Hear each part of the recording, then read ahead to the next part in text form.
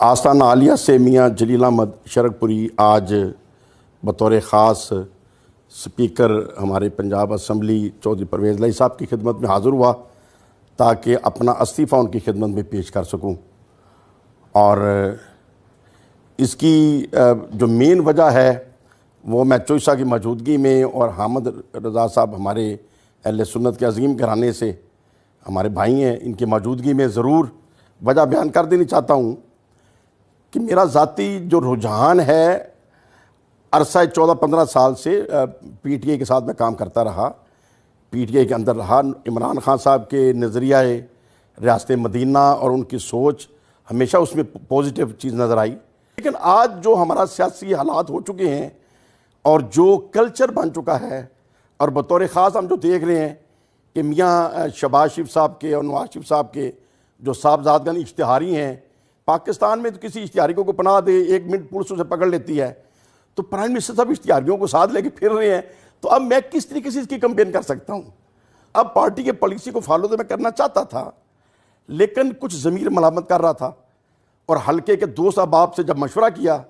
तो उनका मियाँ साहब इससे बेहतर है कि आप इस्तीफ़ा दे दें।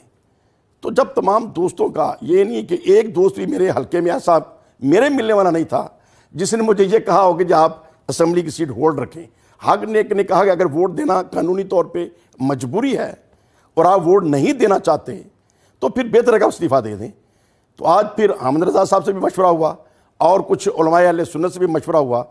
तो उनका भी यही ख्याल था कि इस्तीफ़ा आप दे दें। और फिर दोस्तों का मशवरा था कि इलेक्शन को देख कर दें।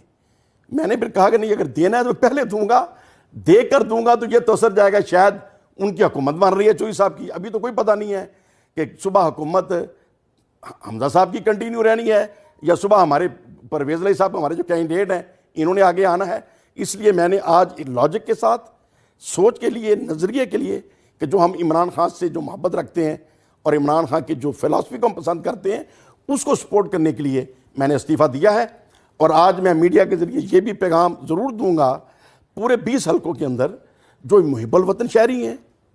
जो इस्लाम पसंद लोग हैं, इमरान खान वो आदमी है जिस तरीके से कायद आज़म रहमतुल्लाह अलैह किसी मस्जिद के इमाम नहीं थे, किसी मस्जिद के ख़तीब नहीं थे,